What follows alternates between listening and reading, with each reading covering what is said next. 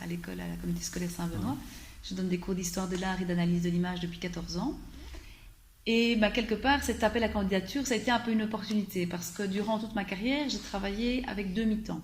J'ai un mi-temps dans l'enseignement et un mi-temps dans le domaine scientifique parce que je suis archéologue de formation et j'ai été engagée comme collaboratrice scientifique et événementielle à la ville d'Arlon. Et donc je me dis, peut-être qu'à un moment donné, c'est bien de se poser et d'avoir plus qu'un seul emploi à temps plein et de pouvoir s'y consacrer à fond. Donc ça, c'était un premier élément de motivation. Et puis je suis quelqu'un de défi. J'aime bien les challenges. Et je me dis que ça, c'était un très beau challenge parce que pour moi, les étudiants et la jeunesse d'aujourd'hui, c'est l'avenir de demain. Et ça va me donner l'occasion de me dire, si j'ai envie de participer à l'évolution de la société de demain, peut-être qu'en étant directrice d'école et en donnant un signal positif et en entendant tout ce qu'ils ont à nous dire, c'est peut-être un moyen d'y arriver, un parmi tant d'autres évidemment. Donc ça, c'était peut-être la deuxième raison pour laquelle j'ai rentré ma candidature. Et la troisième, c'est parce que lorsque je suis venue au mois de mai de l'année dernière pour chercher une école pour ma fille, je suis venue à l'ISMA et le discours que l'on a entendu était un discours qui correspondait entièrement à mes valeurs et au style d'éducation en phase avec la société d'aujourd'hui.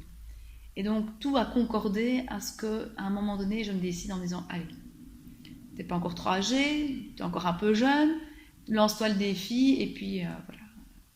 C'est comme ça que je me suis lancée et que j'ai rendu cette lettre de motivation.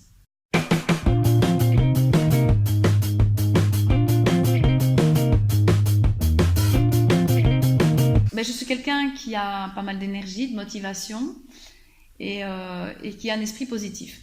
Et donc j'essaye vraiment que face aux difficultés, on entend la difficulté mais qu'on cherche aussi la solution et qu'on ne fasse pas simplement un constat. Et donc ça, je pense que c'est une partie de ma personnalité qui peut convenir, qui peut peut-être faire aussi avancer les choses. Donc d'abord cette énergie positive.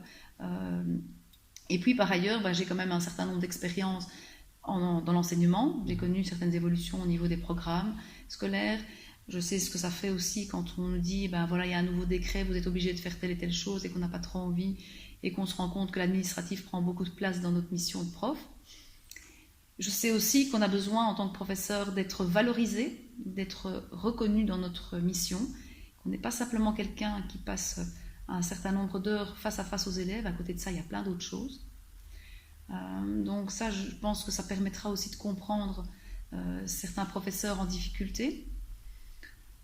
Je fais encore partie d'une génération qui a connu et qui est née avec le numérique. Le numérique est aussi quelque chose d'important aujourd'hui, on en utilise de plus en plus. Et donc ça me permettra aussi d'être déjà dans la vague nouvelle des nouvelles technologies, des nouveaux apprentissages, des nouvelles applications, qui évidemment ne doivent pas remplacer les méthodes traditionnelles, mais qui viennent en supplément, en complémentaire, qui peuvent donner une nouvelle approche. Qu'est-ce que je pourrais vous donner comme autre atout ? Un sens de l'écoute, du consensus, du partage. Je ne suis pas quelqu'un qui est fermé, donc j'apprends d'abord à écouter ce qu'on a à dire, de poser le pour et le contre, de faire une analyse avec la personne. Mais je suis aussi une femme de caractère, donc si parfois je dois me fâcher, voilà, je le ferai, mais pas avec une autorité gratuite. Je pense que ça ne sert à rien de travailler sous la menace et sous la pression, c'est pas comme ça qu'on avance. Et toujours avec l'esprit collaboratif. On est ensemble, tant les élèves, les profs, les parents et la direction, on forme une équipe et il faut que tous les maillons de cette chaîne-là puissent travailler ensemble.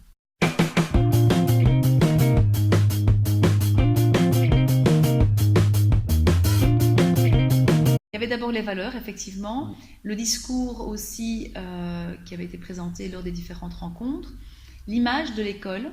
Je trouve qu'au niveau communication, on communique vraiment bien sur l'ISMA et c'est pas une école bling bling, c'est vraiment on met en avant l'aspect pédagogique, on valorise les élèves, il y a un cadre naturel super ici aussi, vous avez la chance d'avoir 2 grandes cours, un espace vert aussi derrière avec cette petite forêt là, le poumon vert d'Arlon, je trouve que c'est quelque chose aussi d'important dans le cadre, l'environnement, vous vous sentiez bien aussi.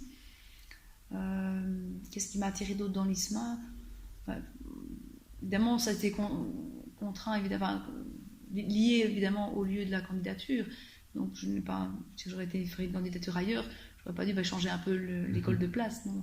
Ici, ça faisait en sorte que ça appuie davantage mon choix parce qu'elle est bien implantée.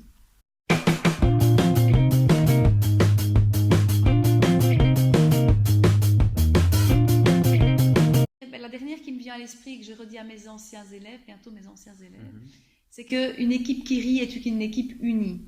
En disant que voilà, il faut savoir aussi rire à certains moments. Il ne faut pas toujours se dire voilà, il y a des règles, il faut respecter toutes les choses. C'est clair qu'il y a un cadre, mais on peut avoir une certaine peut-être souplesse dans ce cadre. Et si on le prend de manière positive, c'est plus facile à digérer que si c'est imposé. D'accord. Voilà.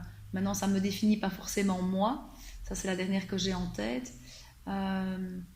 Mais il y a aussi une citation qui est que ensemble, on va plus loin, que tout seul, on va peut-être plus vite, mais on passe à côté de certaines choses.